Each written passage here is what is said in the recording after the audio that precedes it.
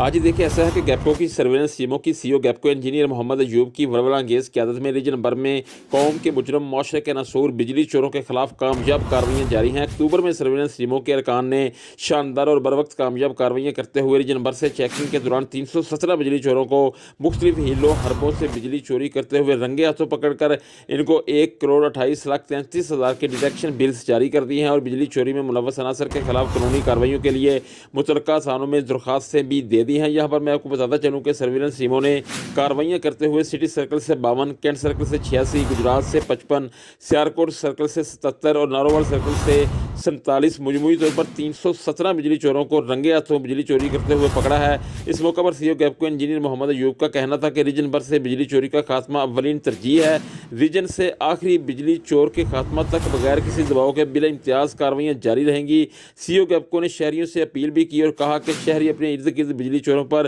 कड़ी नज़र रखें और ऐसे अनासर की इत्तला गैपको की हेल्पलाइन 118 पर देकर एक जिम्मेदार शहरी होने का सबूत दें।